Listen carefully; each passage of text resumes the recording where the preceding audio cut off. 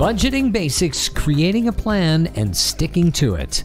That's our topic today with the Debt Matters podcast, where we help Canadians find solutions to their debt with licensed insolvency trustees from across Canada. I'm Wayne Kay, and in today's show, Budgeting Basics, what are the 4 steps to budgeting? We're going to talk about how to track your expenses, different ways you can do that, what to do with financial goals, what should they look like, and some steps on making those goals a reality. My guest today, Brenda Wood with Allen Marshall and Associates, licensed insolvency trustees from Dartmouth, Nova Scotia. Welcome back, Brenda. Hi, Wayne. How are you today? I'm great. Welcome back to the show. Thank you. We had fun for your very first time, and we talked all about credit scores and reports, but now we get to talk about the joy of budgeting. And a lot of Canadians have a hard time. They just hate the word even. They really do. Absolutely. And the majority of Canadians don't budget. Really? Really? I find that shocking. I seriously do that you don't, because going through raising a family and all the stress around money, we had to budget just to make it. That's right. And you need to have that. And the issue is that from what I'm hearing from most people that I talk to, and that includes clients and friends and relatives, is that the problem is that nobody's ever taught it to them. So it's not taught in the schools, and it's typically not taught in families. If you're from a family where maybe money was a taboo subject and it wasn't something that was really talked about too much. So nobody's learning about that. Yeah, that was kind of our family. Is my mom was like, just go have fun. Don't stress about this stuff. Just don't worry about it. Everything will be fine. Go have fun. Thank God my wife's family was not like that. And so it's been a wonderful blending of our 2 families so that I could learn a lot and then be able to share. So I do get that a little bit, that it's never taught. But with all of the tools that are available, you got to think we're getting better at it. I hope so. And I know that from teaching it for the last 25 years or so, the tools that have become available to people have made it so much simpler and so much easier for people. And it can be anything from writing it down on a piece of paper to having an app on your phone that keeps track of everything for you. Well, I like that you've broken this down to 4 simple steps. So let's dive into what 4 simple steps are when it comes to budgeting. So the 4 simple steps when it comes to budgeting are preparing to budget, actually creating your budget, implementing that budget, and then reviewing that budget. Those are the 4 steps. Well, that was like 15 seconds. We're done. Well, there's a whole lot into each of those steps, right? Each of those steps requires you to do something. So right. Okay. So number 1 again was preparing to budget. That's correct. Preparing to budget. And what does that mean? What does that look like? Right. So how do you prepare to budget? So we're not even talking about putting pen to paper yet, or putting, getting into your spreadsheet. It's just pulling out your bills, having a look at those bills, and figuring out, what do my expenses look like? That's part 1. So part 1 is looking at those bills. So you can break your expenses down into a couple different categories, 3 different categories. So 1 is your easy expenses. So when I say an easy expense in your budget, what do you think of? An easy expense, my phone bill, my mortgage, all the things that are just taken out. Right. Everything that comes up monthly, right? So you've got your mortgage or your rent, your phone, your cable, your internet, even your groceries and your gas. You probably have a pretty good idea of what those look like every month. Those are easy expenses. So you're going to want to think about what those look like. Then you're going to want to start thinking about what we call periodic foreseeable expenses. So in English, what that means are expenses that you know are going to happen, but you don't necessarily put any money aside for them all the time. So a water bill is a great example. For example, my water bill isn't due, it's only due quarterly. I don't pay it every month. So I have to think about, what is that quarterly bill going to look like? And in my monthly budget, I set aside enough money that when the bill comes in quarterly, I've already paid 1/3 of that each month up until the time that it's due. That's one example of a periodic expense that's foreseeable. Yeah. Another really great one is what I call a budget within a budget. And that budget within a budget is for things like gifts, car maintenance, things like that. So you should be sitting down thinking about, how much do I spend on gifts in the run of a year? So if you have a list of people you buy for birthdays, Christmas, Easter, things that you would spend money on when it comes to gifts, get an idea of how much you spend per year, and then divide that by 12 and make that part of your budget. So if you spend $1,200 a year on gifts, then you should be setting aside $100 in your budget to go toward gifts every year. So when Christmas rolls around, you're not stuck going, where am I going to get this money from? I guess I'm not paying my power bill this month. Mm-hmm. Exactly. Right? And that happens. Yeah. Right. Okay, perfect. I like where you're going here. Well, the other one is periodic unforeseeable expenses. So that's all the stuff that throws your budget into a tailspin. Right? So those are the things like, oh my gosh, my car broke down, or I need new brakes, or the dog got sick and I have a vet bill, or maybe suddenly someone's sick, or someone can't work, or you have some home repairs that you've got to do, your water tank goes, whatever. So you want to start thinking about what might those surprise things be that will happen to me during the year that I could potentially be setting some money aside for, so that when that surprise happens, I'm not stuck with having to use credit, for example, to deal with it. Okay. All right. Yeah. Those are how you can break down your expenses.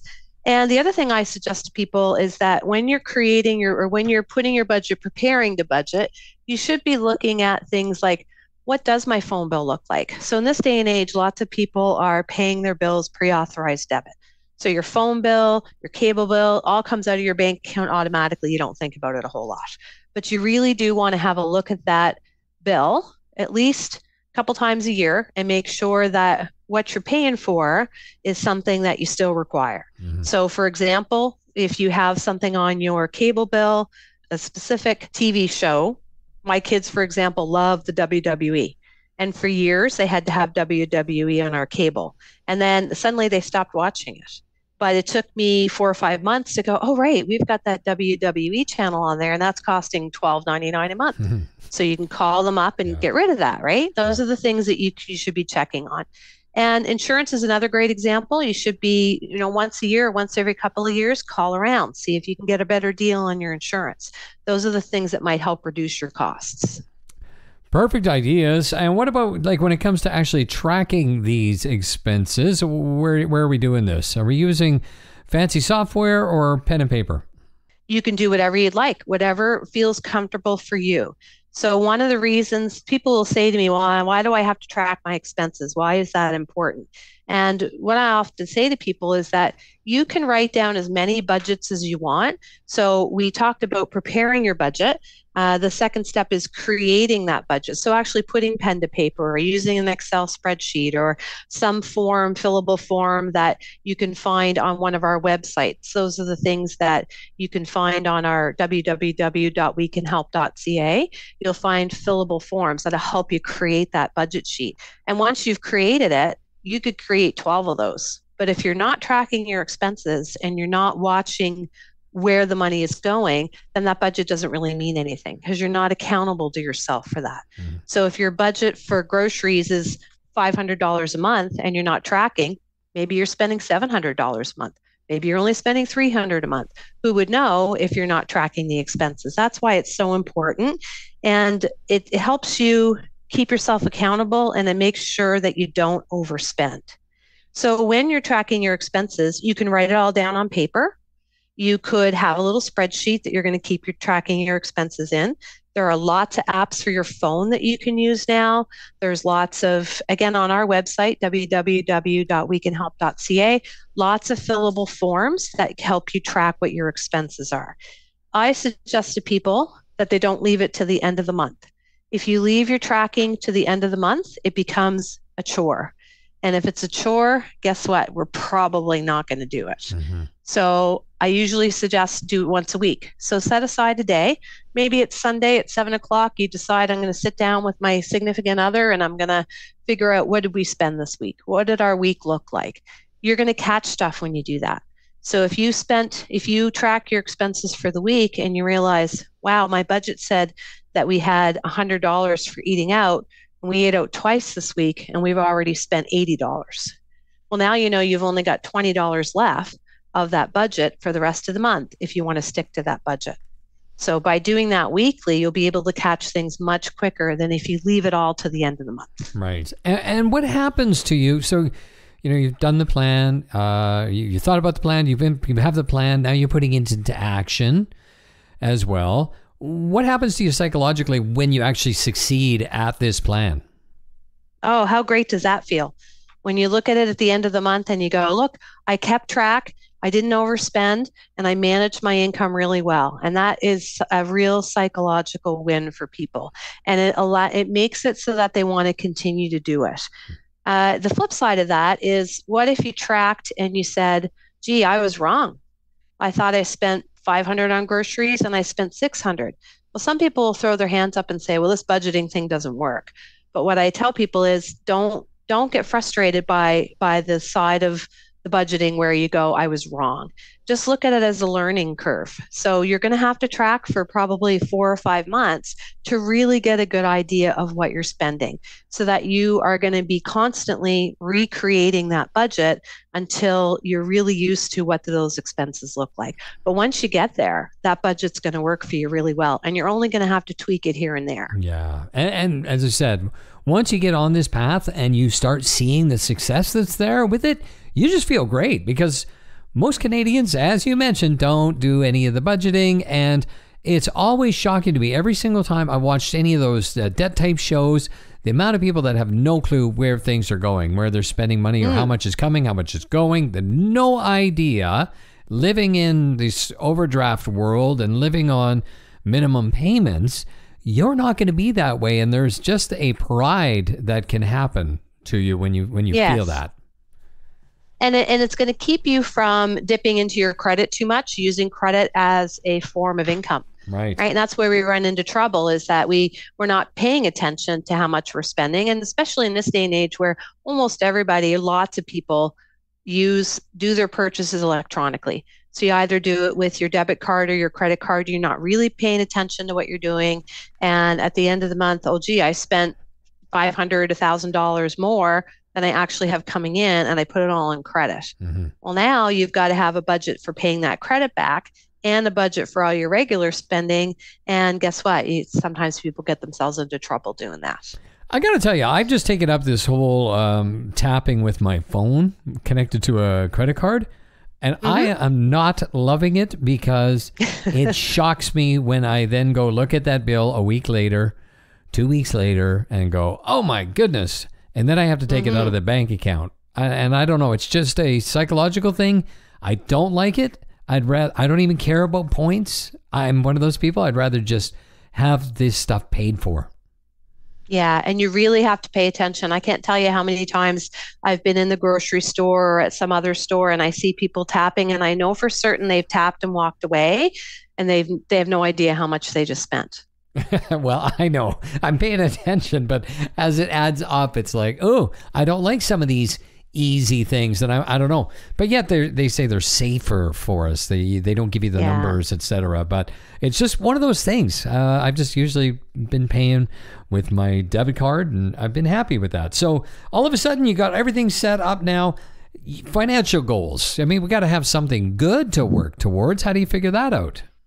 That's right. So when you have a budget and you're keeping track and you're reviewing that budget periodically, you should be able to get to the point where your budget is balanced. And the idea here is, when you create your budget, you're going to look at, do I have a deficit? So am I in a negative, and am I spending more money than I have coming in? And if you do, there's some strategies for dealing with that. And you can look at our website to figure that out, what those strategies might be. But to your question about setting financial goals, you can do that when you have a savings as part of your budget, or if you have a surplus in your budget. So one of the best ways to set financial goals is to be really cognitive of, how is that goal going to be set up? So most people set up their goals.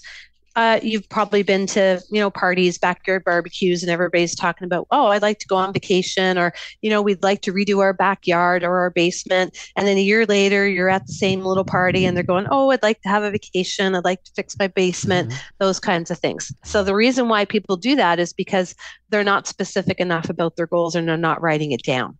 So we always suggest that you actually be very specific about what that goal should be.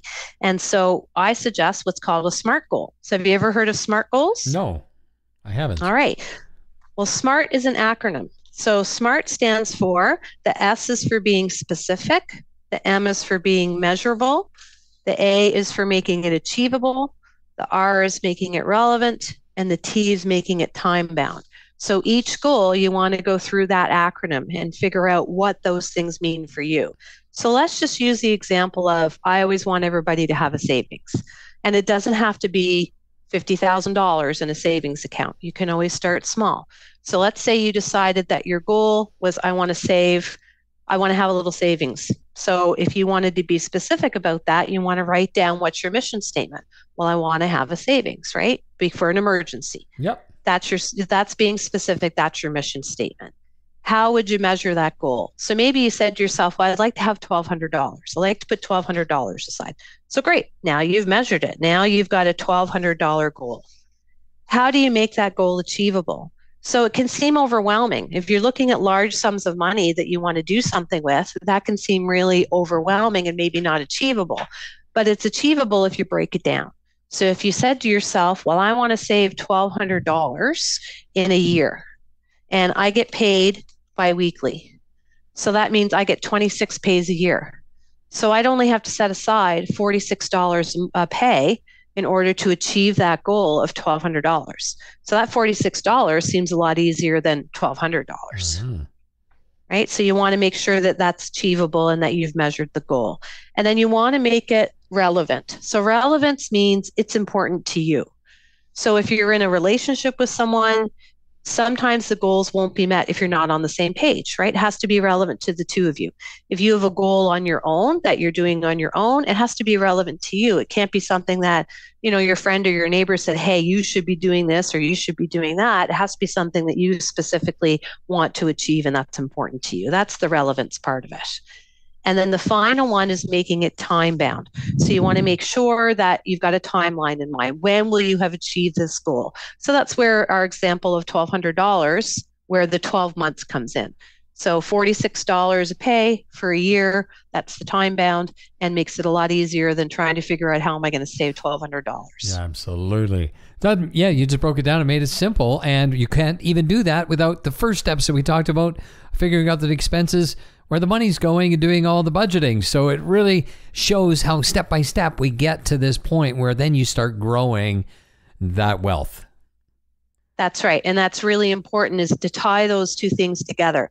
Without having the budget, you can't have those goals set aside because you don't have any ability to determine how much am I going to decide, when am I going to do it, and how does that work within the money that I have coming in. Yeah. And when I say wealth, wealth means something different to everybody, but knowing how much people don't have savings. There's the number just blew my mind when I saw it, of how many people don't have that extra $1,000 if something was to come up. You could feel super wealthy by having that in there. So, it really does we talk about the psychological part of it as well. It really does make a difference. It does. And imagine how great you would feel if you knew, if my car breaks down, I've got some money set aside. Yeah. Not, I'm going to have to scramble and figure out how am I going to deal with that. Absolutely.